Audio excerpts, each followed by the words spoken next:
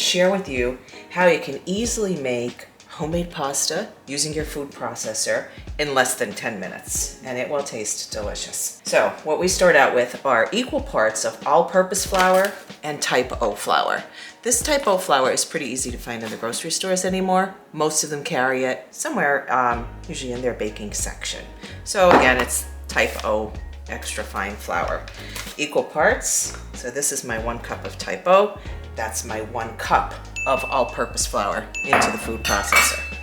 To those 2 cups all total, I add 4 egg yolks. Just the yolks, save the whites for something else. And the last thing I add is 2 tablespoons of extra virgin olive oil. So that's 1, and this will be my 2nd into the food processor. Put the lid on, and now we're going to start mixing it.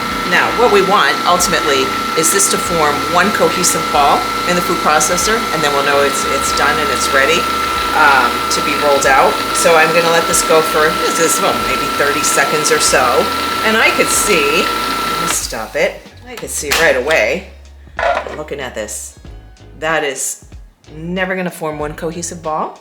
So what you start doing at this point is drizzling in very slowly, room temperature water. And the reason you want to do it slowly is because you want to watch as it starts to form together and get to that form into the ball. You don't want to put too much water in it because then you have to play back and forth and you'll have to add some more flour. And it's ideal if you could just do it slowly enough that you don't have to keep going back and forth between adding more flour and more water. So let's give it a try. Turn it on. There we go.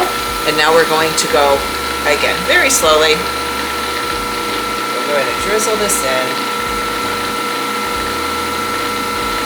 And I'm watching it. I'm starting to see it's starting to be able to gather together in there. But not enough yet for it to gather one ball. I'll stop it so you can see. It's not as dry. It's sticking together, but it's not forming that ball in there. That's what we want. Drizzle some more. Slowly.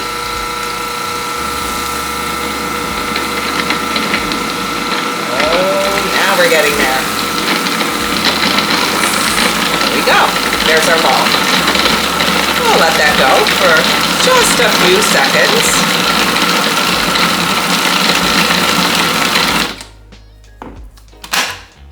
That's it.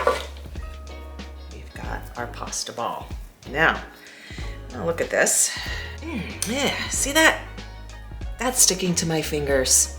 I don't want that much to be able to stick to my fingers, because if that's going to stick to my fingers, I'm going to try to roll this and it's going to be sticking to the rolling pin and my rolling surface. So at this point, I will just add 2 tablespoons. I'm going to go with, actually I'm going to start with 1 and I'm going to see how that goes, because again, the goal is to try not to go too many times back and forth between your flour and your water mixture. So it's better to do small increments. And sometimes we'll stop.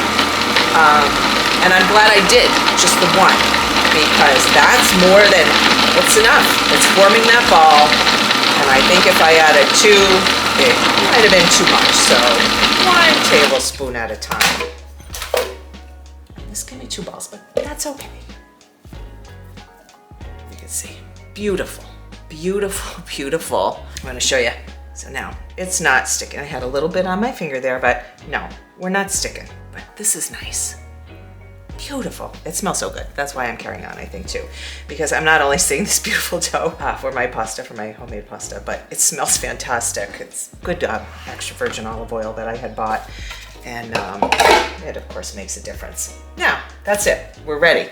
We're ready to roll. And let me show you. So I start with 1 cup, and 1/2 cup is what I used to get it to this consistency, just to give you an idea about how much you might be having to add. So now, this is another important step, the cornmeal. And it's a stone ground yellow cornmeal, and it's very good when you're working with homemade pasta to keep it from sticking to whatever surface you're gonna put it on until you put it into the pot of boiling water, or from sticking to each other. So before I roll anything, I'm just gonna put some stone ground cornmeal on a wax paper on a tray and on the side. And now I am ready. There is a little cornmeal on here because I've already made a few batches of this. There doesn't have to be. It doesn't have to be on there. But here we go. So you just start rolling now. And as I roll this, what I want to tell you is that if you're rolling this, I put the cornmeal on there, which certainly did not have to, because then it makes it sometimes harder to roll out. If I was rolling this and it kept springing back, like if I rolled and it go pop, snap back, right? That's a sign that what you should do is just let it rest. Put it on your counter, let it go. Let it sit there for 15 minutes and let everything develop in it.